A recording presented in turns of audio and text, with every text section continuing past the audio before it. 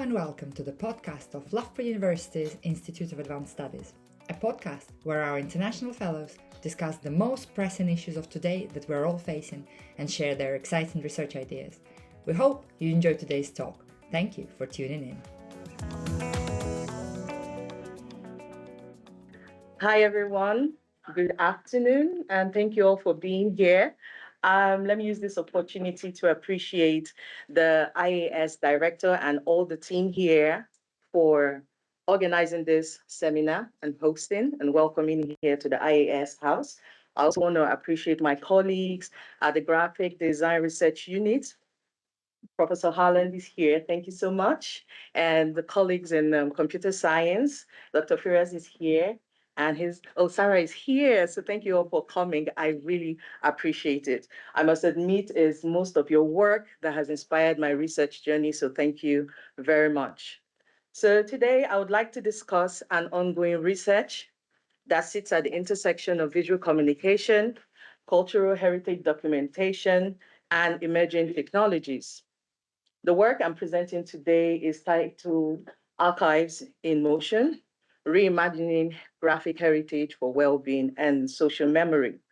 So I'll give you a scenario. A visitor for the first time drops at the port of Opobo, where I am from in Nigeria.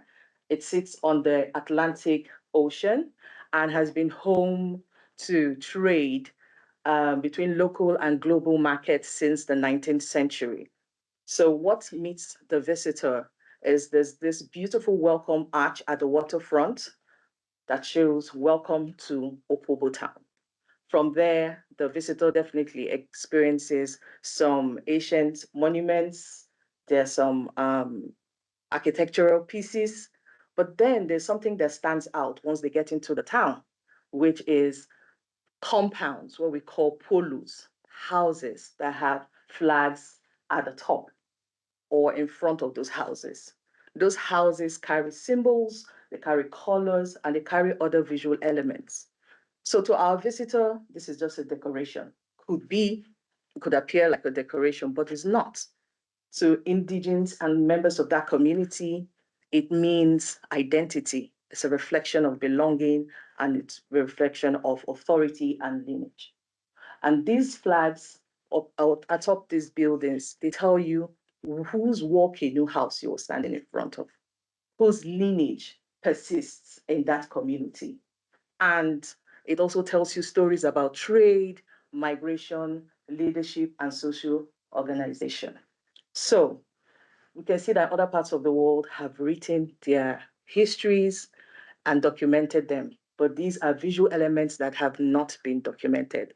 And of course, it opens a conversation for the visitor to engage with this historical city-town, as they call it, Opobo in Nigeria.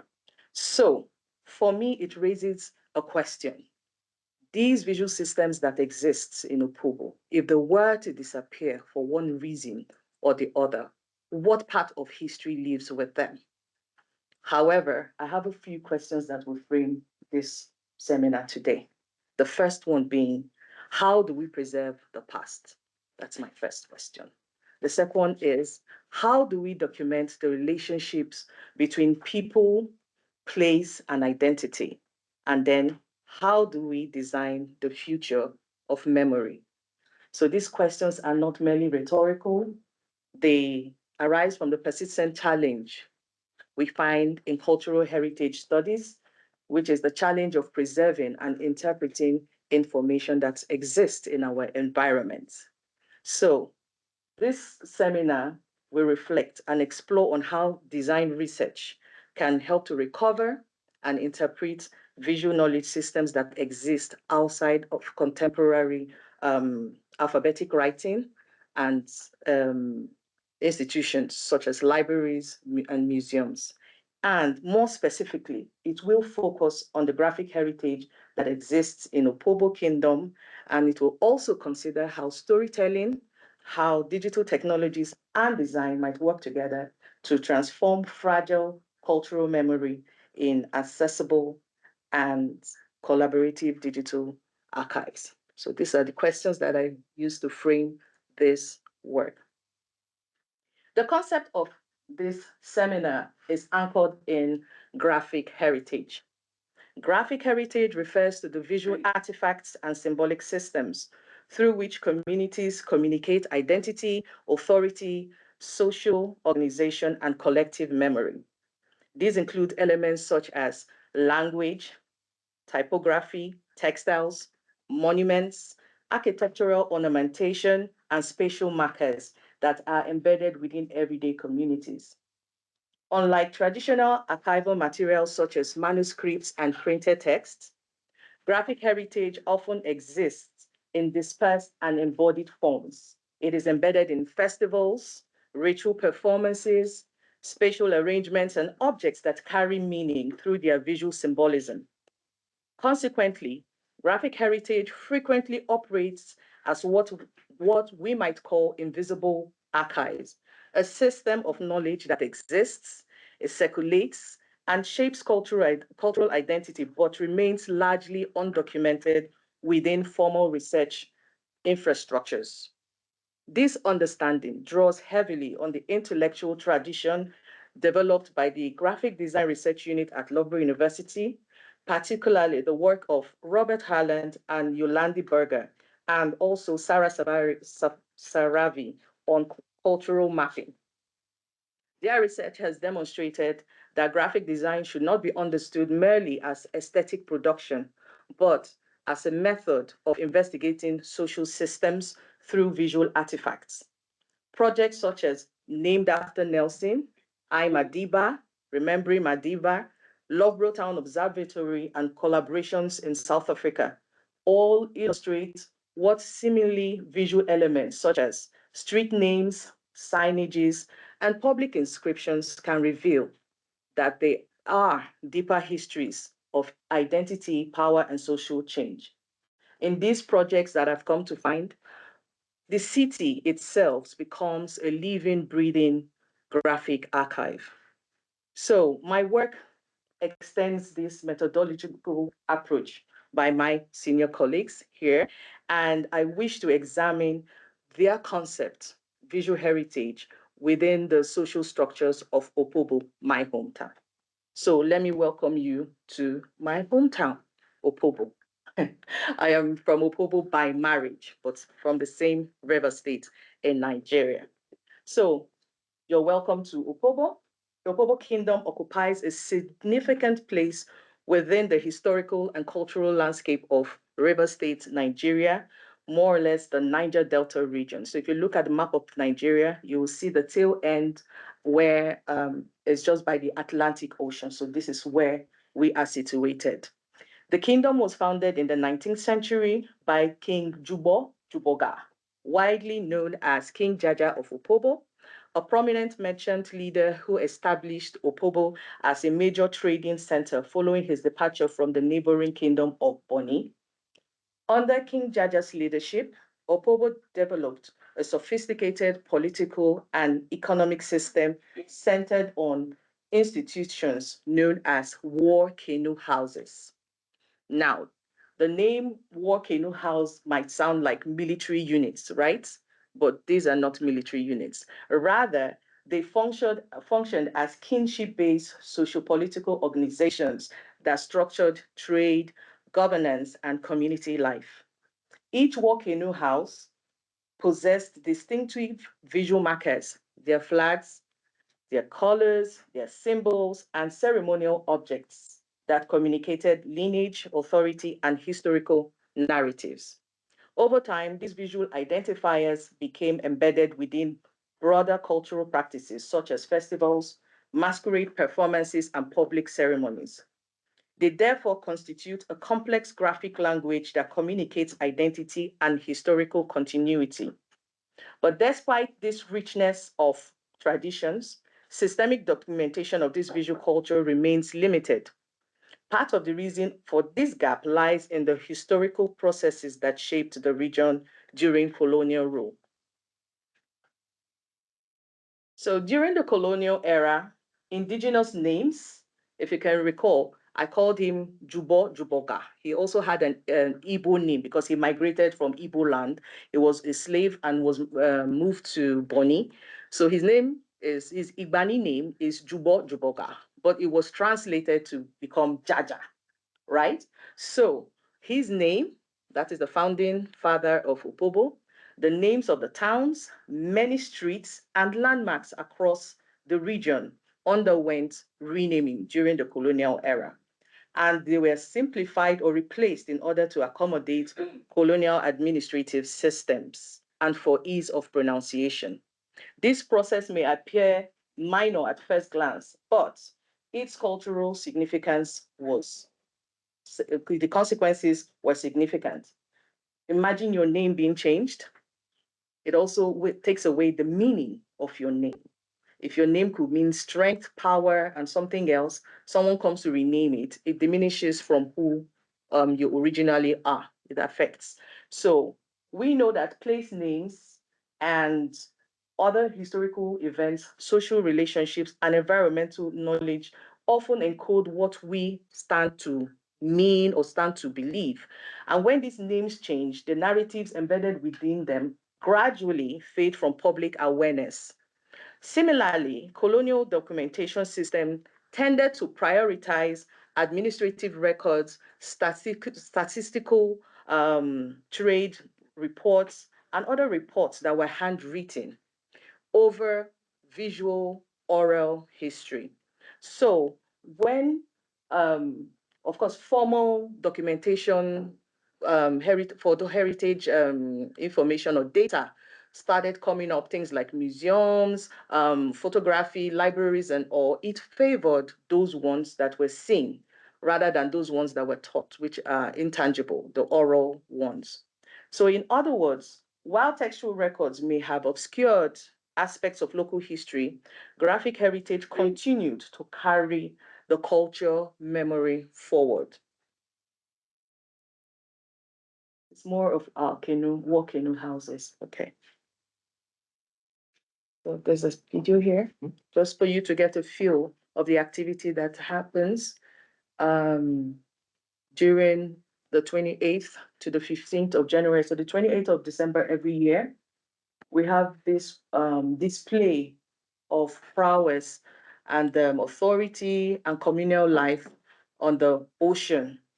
I mean, we have a huge history with the British, whereby we also went on the ocean like this to fight the Ashanti.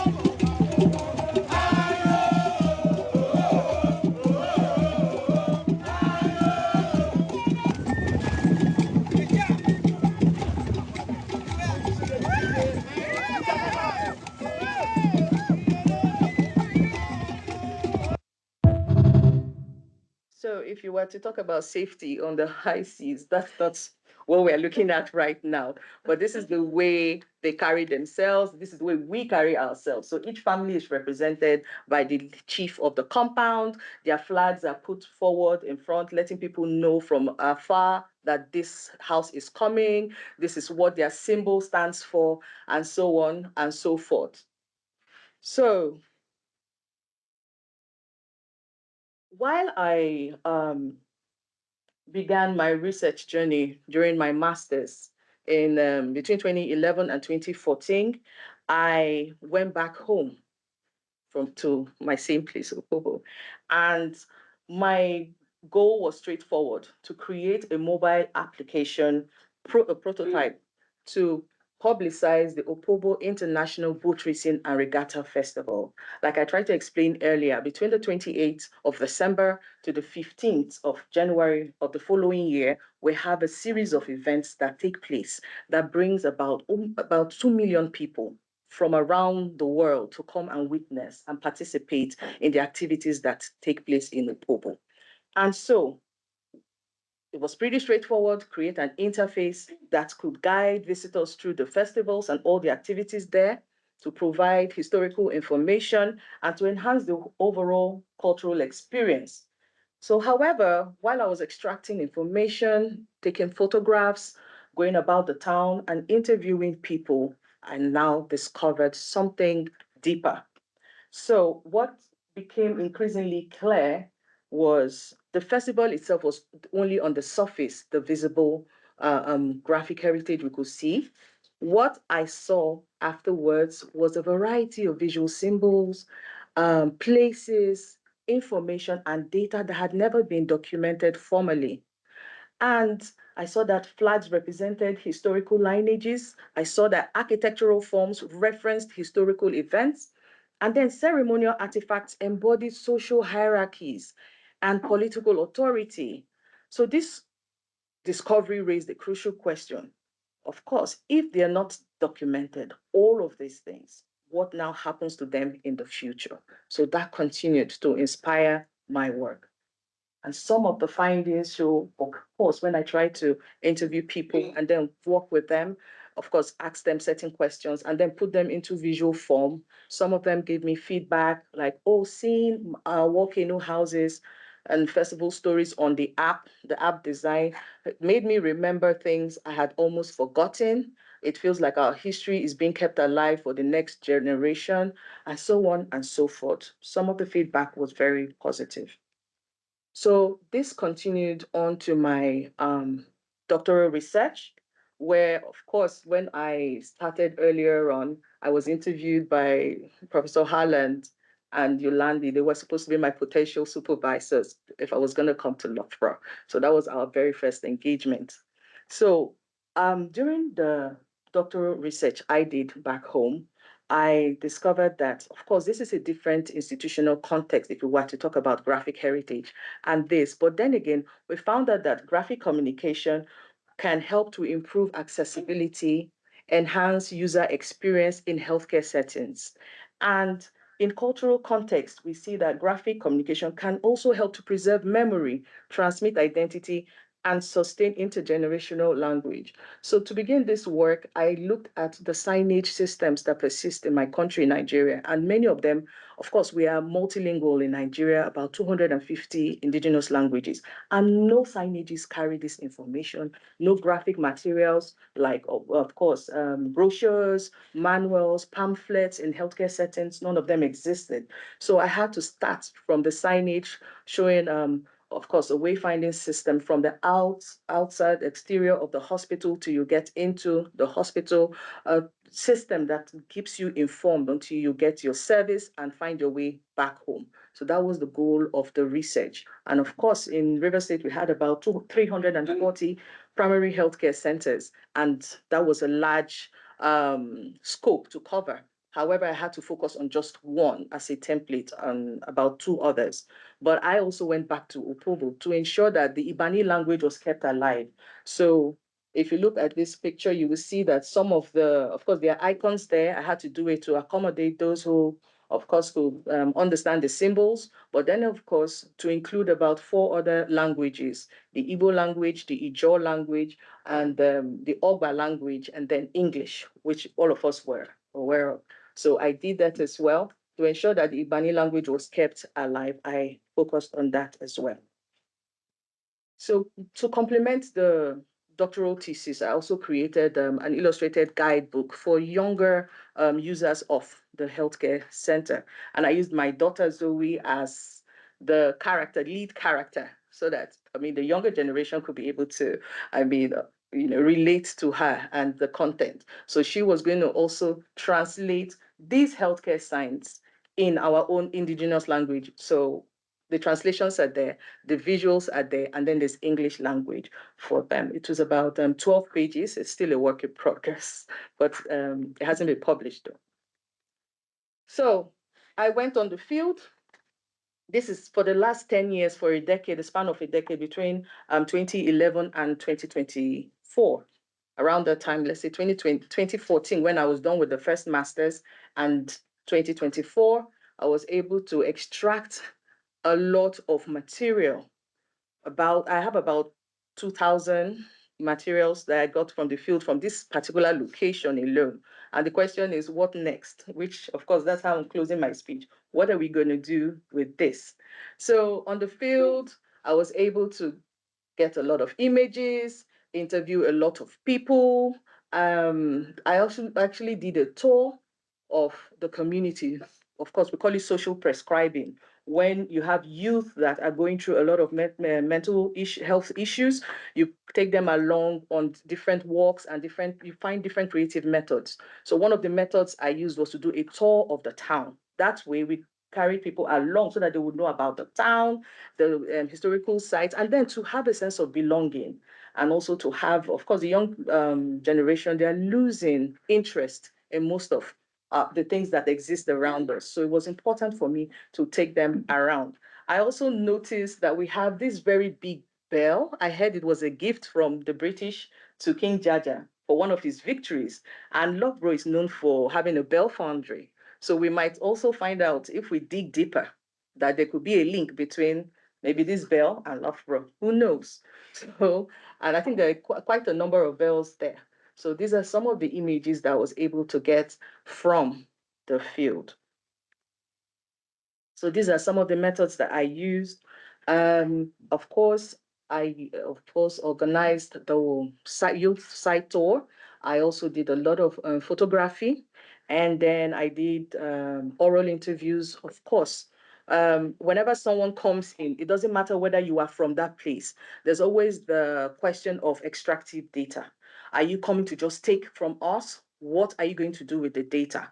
So before you have to get into a place, I think I explained that in my workshop, you have to engage with the knowledge keepers, the elders, those people who are in charge of the community, to gain access and gain information from them. And they might also point you in the right direction on where to get relevant sources for your research. So I was able to do that and then collect a lot of stories and a lot of data and so on and so forth. So in looking at one of the diagrams by Professor Harland, when he said the micro information, the macro, and then the meso, all of that, we try to use the same diagram to emphasize who we're getting this information for. Because a lot of people might ask, why? Why? Yes, we have to ensure that graphic heritage gets to the right people who need them. We have community elders who are there not knowing the value of the information that they sit on top or the knowledge that their community carries. We have young people and Nigerians and researchers. People are in this diaspora. They might be interested in researching into this in various formats. Could be anthropologists, could be sociologists, anybody could be interested in this particular area. So extracting this information is relevant for them. And of course, at the end of the day, we shall have positive outcomes, hopefully, in terms of documenting, enhancing design literacy, documenting the local culture, preserving it, and disseminating, of course, before that knowledge dies. So these are some of the things I was able to do with generative AI. When you get this, so this image here, the one that says welcome to the ancient town of Opobo. This is what greets you at the waterfront.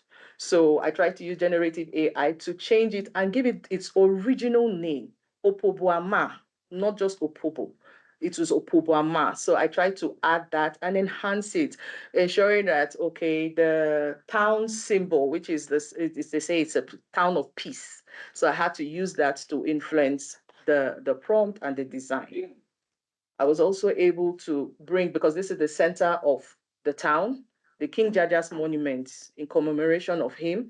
I was able to also try and do a 3D simulation of it to show all sides of it. So if you are far away, you are not resident, you're not in Nigeria, you're out there, you can get a 360 view of it.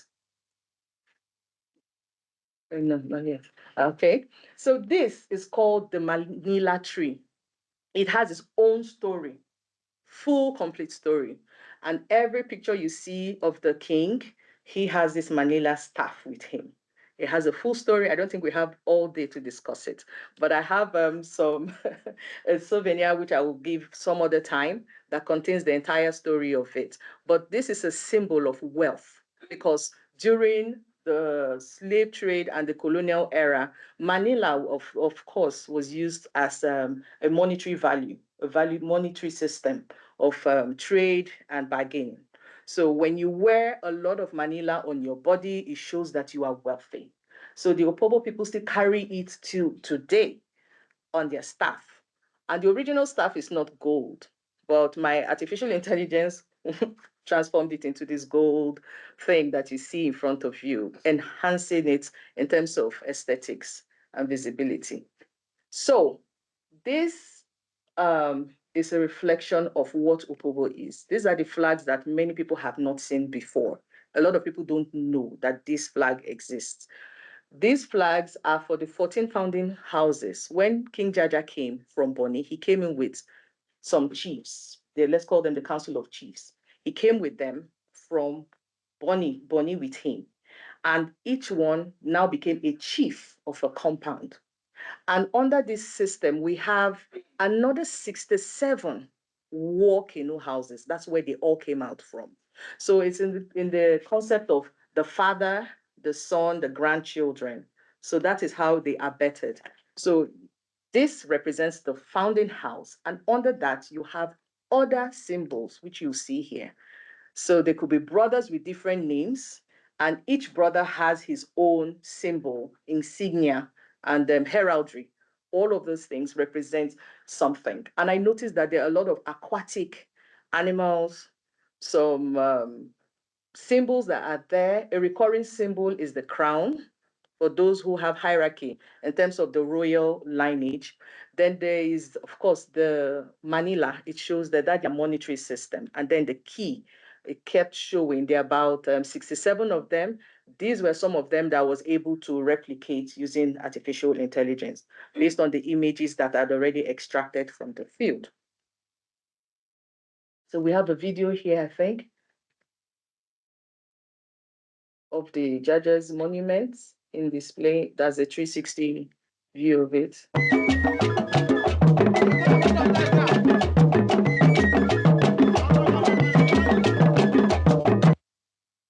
Thank you. Okay, sorry. Yeah, this is fine. So this is an old building of one of Jaja's places. It's not his full palace per se, but this is a very old building that also served as administrative headquarters of the British there in Opobo, and Jaja was also there as it was one of his work sites or offices. So this is a 3D simulation of that particular building. Of course, the building, this photo was taken in 1965, and I found it in the archives and the palace, but it does not exist. The building no longer exists. So I was able to use the 3D simulation to bring it back to life, or to reimagine it, as it were, so to speak. So this is our wonderful King Jaja in all his finery. Of course, in those days, not everybody was privileged to dress like a proper English person. Many of them were still wearing loincloths and all, but he, of course, because of his level in society, he was properly dressed and all. So I also tried to see, of course, young people have, well, including myself, I've not had any engagement with him, but it would be nice to see what he would have appeared to be, right? And I can imagine it with some audio, him speaking with his own voice in his own dialect, how nice it will be. So these are the kind of things we're trying to imagine. So these are some of the sacred objects that are there. This one in particular, the Igelege drum. It is stored in the polos or the houses where the volcano houses, and it's only used when they want to announce a festival or a ceremony. It doesn't come out all the time. So they use it, once they start hitting it, you know that there's a serious activity that wants to take place. So I just labeled it how it's supposed to be. Imagine if we had an app or a website, or we're able to scan something and we're able to get the definition and description of each part of that object. After naming it and tagging it, labeling it, we're also supposed to get information pertaining to the object. So it shows the top says the mouth of the drum that produces tunes at the start and the call of the Wartime Festival. We have this symbol or motif at the corner. It says, is the ear of the gods to hear the melody and echo back messages to the player. And then the serpentine motifs, this depicting ancient wisdom. It can be found everywhere, many places. Some houses have that as their own symbol. I've not been able to extract that data and the meaning, but on this particular one, it tries to say, okay, this is for wisdom. So perhaps when the gods speak, they're speaking back and giving you wisdom.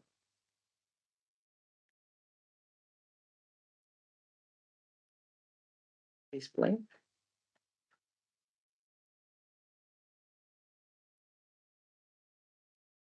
So I also used a 2D image and transformed it into what you see before you.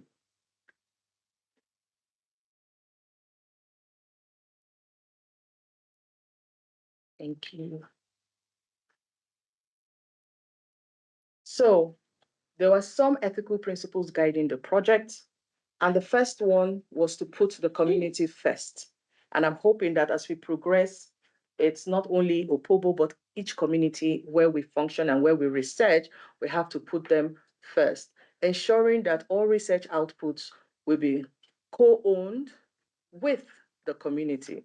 You don't always design for, you can always design with. That's where the co-creation, co-participation approach comes into play. Again, language justice.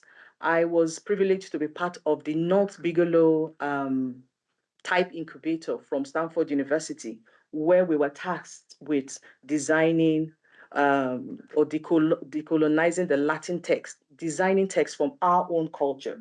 And that made me go back into my own culture. And I was able to extract information, research, and come up with a writing system from an existing ideogram, which is called in CBD. It's in existence, but it's not a writing system. It's an ideographic language system. So I was able to retrieve that and create some type fonts, which I would have shown here. But what I try to do is to ensure that the Ibani language will not be foregrounded or marginalized. We have to put that forward when we are documenting or creating any design going forward, I mean, to benefit the community.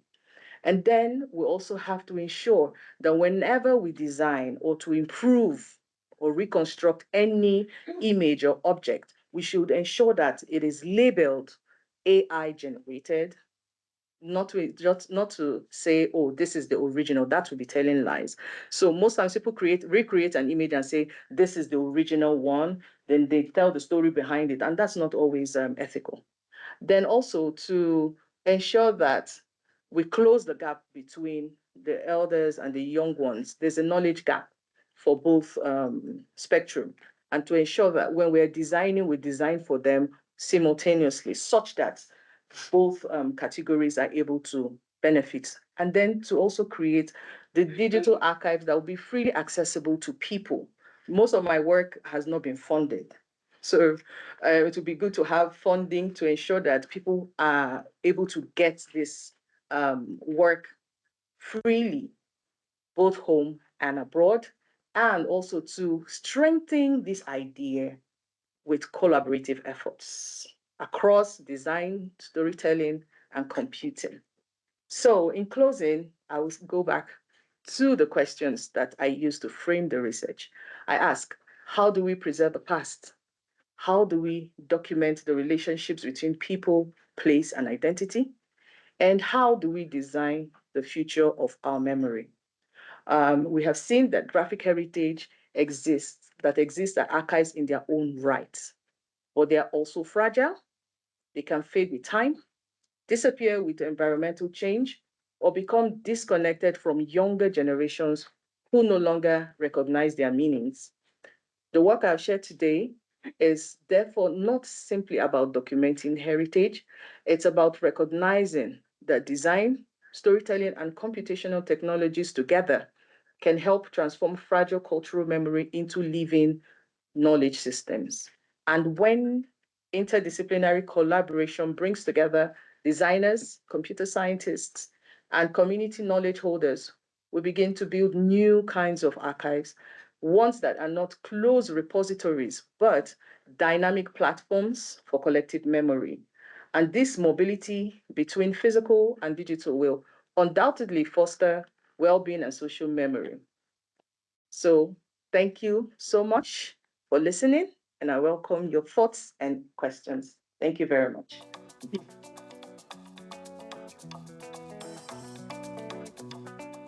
Thank you for listening to the podcast of Loughborough University's Institute of Advanced Studies. A quick reminder about how to stay connected. You can find us on Blue Sky, LinkedIn and Instagram, and you can also watch the presentations on YouTube. The podcast is available on all the major platforms. Please download, share, and most importantly, subscribe. See you next time.